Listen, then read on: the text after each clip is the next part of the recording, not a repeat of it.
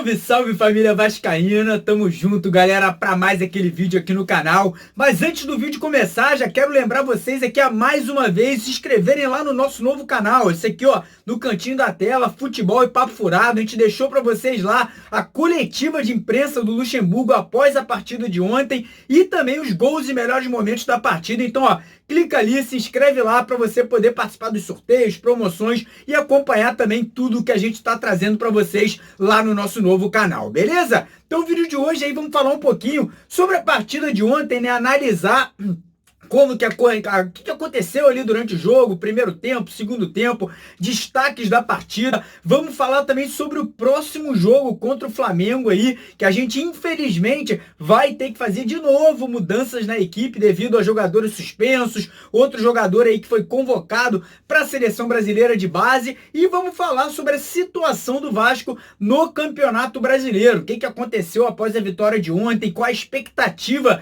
daqui para frente, o que a gente pode esperar dos próximos 5 jogos do Vasco aí que a gente tem pela frente nessa sequência do Campeonato Brasileiro, beleza? Então ó, já deixa aquele joinha, aquele gostei, aquele like aqui para comemorar a vitória do Vascão no dia de ontem. Se inscreva no canal caso você não seja inscrito ainda e mais importante ainda, ativa aqui ó o sininho de notificações para sempre estar recebendo o aviso do YouTube assim que os nossos vídeos forem postados, né, forem ao ar, e também para estar participando aí de sorteio e promoção que a gente traz para o torcedor vascaíno aqui no canal, beleza? Então vamos aqui começar o vídeo analisando, né, a vitória de ontem, 1-0, o Vasco que não ganhava fora de casa, jogando longe do Rio de Janeiro desde novembro de 2017, o jogo contra o Cruzeiro, gol de cabeça do Paulão, né, que alavancou a ida do Vasco para a Libertadores de 2018 e finalmente conseguimos tirar essa zica, essa nhaca que estava aí com a gente há tanto tempo, né? E conseguimos essa vitória jogando contra um adversário que, apesar de estar num momento complicado aí, vindo de 2 derrotas, goleadas, ainda assim tem o mesmo número de pontos que o Vasco nesse momento na tabela, que é o Goiás. E, sinceramente, não acho que o time do Goiás seja tão fraco assim como muita gente falou. Muito pelo contrário, o Goiás ali vai provavelmente se encontrar ainda durante o Campeonato Brasileiro, vai ali provavelmente ficar nesse meio de tabela. E o Vasco fez ali, sinceramente, na minha opinião, um primeiro tempo bem positivo, controlando a partida, dominando ali principalmente a parte ofensiva do jogo. Teve ali uma bela jogada do Thales Magno, que ele cortou para o meio, bateu, né, estilo Felipe Coutinho, o goleiro do Goiás, fez uma grande defesa, e tivemos outras oportunidades e fomos coroados com aquele belo gol, né, numa jogada de linha de fundo, que a bola foi cruzada pro meio da área. Pikachu, com inteligência, fez o porta-luz, caiu no pé do Marcos Júnior, que tinha a opção de finalizar ou de fazer ali o toque pro Marrone, que estava aberto pela esquerda, e o gol com certeza ia sair de uma forma ou de outra, e acabou saindo pelo Marcos Júnior, 1-0 no primeiro tempo. No segundo tempo, era normal que o Goiás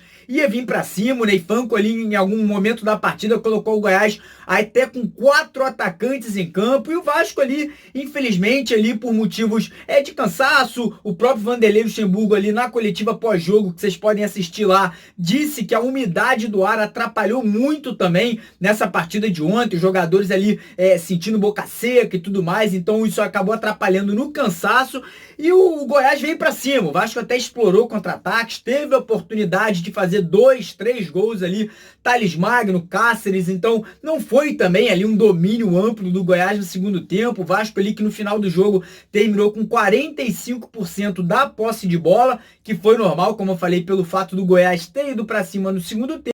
O Vasco deu 12 chutes a gol, sendo que 5 deles em gol, né? Chutes a gol e 5 em gol. E no final da partida, infelizmente, ali acabamos perdendo o Marcos Júnior, que tomou o 3º cartão amarelo e não vai poder enfrentar o Flamengo, e também perdemos o Marrone, que foi expulso ali logo no finalzinho do jogo, levando o 2º cartão amarelo desnecessário, uma falta boba ali, que o Marrone acabou sendo expulso. Então o Vasco aí conseguiu essa vitória, super importante. Para mim, os destaques da partida foram o Thales Magno, mais uma vez ali, uma partidaça enquanto esteve em campo. Gostei muito também do Raul, que vem crescendo muito de produção desde a chegada do Richard, né? O Raul ali tendo mais espaço, tanto para poder sair para o jogo, mas também sendo muito efetivo na marcação. E a dupla de zaga, o Oswaldo Henrique Bocanegra e o Leandro Castan ali, mais uma partidaça dessa dupla de zaga do Vasco. Agora falando em relação ao próximo jogo contra o Flamengo, o Vasco aí pega o nosso arquirrival em Brasília no próximo domingo, né? Um jogo que vai acontecer às 7 horas da noite lá no Mané Garrincha, no estádio em Brasília.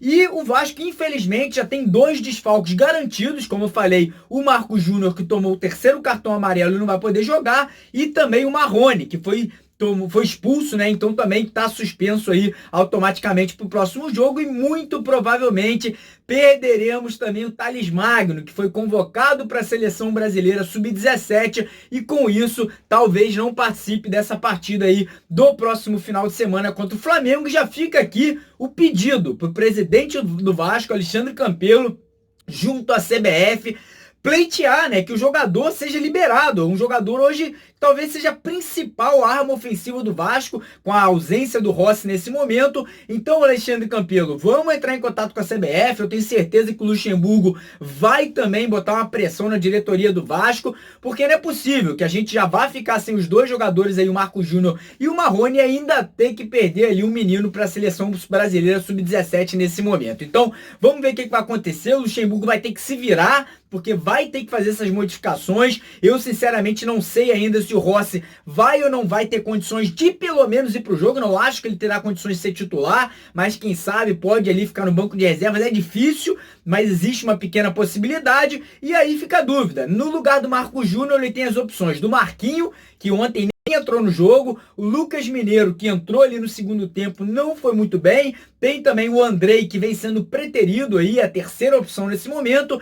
Tem o Felipe Bastos, que seria um jogador mais de proteção ali junto com o Richard, e obviamente daria mais liberdade ao Raul. Ou ele pode ir na base, buscar ali a opção de um Caio Lopes, que vem se destacando no sub-20, ou também o Bruno Gomes. Então vai ficar a par do Luxemburgo aí durante essa semana de treinamento, tá escolhendo, né, quem vai substituir o Marcos Júnior. Já para o lugar do Marrone, as opções são Bruno César, que ontem nem entrou no jogo, o Ian Sassi também, que não entrou no jogo, tem o Lucas Santos, que entrou ontem, mas não foi tão efetivo assim, o Valdívia, né, que nem foi para a partida de ontem relacionado, e tem o moleque da base, o Vinícius, que vem sendo constantemente relacionado para as partidas, mas ainda não estreou, né, pelo profissional do Vasco. Então essas são as opções. E caso realmente o Thales Magno não tenha aí condições de ir para o jogo, as opções são o Thiago Reis, que naturalmente seria o reserva imediato, e tem também o próprio irmão do Thales Magno, né, o Caio Magno, que vem treinando junto com o profissional aí nessas últimas semanas e poderia pintar como uma opção. Acho muito difícil, acho mais fácil ele entrar com o Bruno César ali de repente, ou o próprio Valdívia, mas enfim, essas seriam as opções. E pergunto para você, quem você colocaria no time? Qual seriam as suas opções aí para entrar, né, na ausência do Marrone e também do Marcos Júnior e talvez também do Thales Magno? Agora falando em relação à situação do Vasco no Campeonato Brasileiro após essa vitória de ontem, né, uma vitória que além de ser muito importante na tabela, pontuação, eu acho que é mais importante ainda para moral e confiança tanto dos jogadores, comissão técnica, mas principalmente nossa, né, do torcedor vascaíno que estava precisando dessa vitória fora de casa para poder reacender, né, aquela expectativa de quem sabe no final do ano a gente buscar ali uma classificação para uma Libertadores. Muita gente falando, não, esquece isso. Não, para mim tem condição sim com a chegada do Luxemburgo aí. São 10 jogos com 4 vitórias, 4 empates e apenas 2 derrotas. E com esse tipo de aproveitamento, galera, sinceramente, a gente tem tudo sim para buscar no final do ano ali uma 6ª, 7ª, 8ª colocação e quem sabe beliscar uma vaguinha ou na pré-Libertadores ou na própria Libertadores da América na fase de grupos. E o Vasco nesse momento aí tem 17 pontos na tabela. Estamos na 14ª posição ali, empatados junto com o Grêmio e também com o próprio Goiás. E estamos aí a 6 pontos da zona de rebaixamento, ou seja, demos uma distanciada, né? São 2 vitórias que a gente está aí fora da zona de rebaixamento e estamos a apenas 7 pontos do G6, ou seja, foi o que eu falei, não é um sonho tão distante. O Campeonato Brasileiro tá muito embolado nesse momento. Os próximos 5 jogos do Vasco provavelmente serão aí os jogos decisivos para saber se o Vasco vai realmente buscar um posicionamento lá mais para cima da tabela, se a gente vai ficar ali no meio, nessa zona ali misturada de Sul-Americana ou não, ou se a gente vai estar brigando lá embaixo realmente contra o rebaixamento. O próximo adversário é o Flamengo, em Brasília, um jogo considerado em casa, né, mas que não será, vai ser torcida mista, vai ser meio a meio lá no Mané Garrincha. Depois a gente volta para São Januário para pegar o São Paulo, que tá embalado aí, fez várias contratações, Daniel Alves, Pato e tudo mais. Depois a gente sai de casa para pegar o Cruzeiro, que vive um momento complicadíssimo aí, né, no Brasileiro, crise, teve o seu treinador demitido, Mano Menezes, teve agora a chegada do Rogério Ceni. Depois a gente volta a São Januário para pegar o Bahia e depois a gente sai para pegar a Chapecoense. Então são 15 pontos em disputa. Eu acredito aí, se o Vasco conseguir 9 pontos, já seria muito interessante ali, um aproveitamento beirando os 60%, o que com certeza colocaria a gente numa situação confortável, tranquilamente entre os 10 primeiros colocados, provavelmente ali na 8ª ou 9ª colocação, e com certeza buscando já uma beliscada ali naquela zona de Libertadores. Mas então é isso, mais uma vez, lembrando a todo mundo para se inscrever aqui, ó, no nosso novo canal Futebol e Papo Furado. Vou deixar para vocês aqui nesse cantinho da tela a entrevista coletiva e também os melhores momentos da partida com a narração Mil Grau lá, muito engraçada. Então assiste lá e se inscreva no canal, porque aqui, ó, de vascaíno para vascaíno, porque vocês sabem, Vasco é Vasco, esta é fiasco, Vascão acima de tudo. Vasco! Se inscreve aí, valeu galera, tamo junto, abraço, até daqui a pouco aí, vídeo da tarde. Valeu.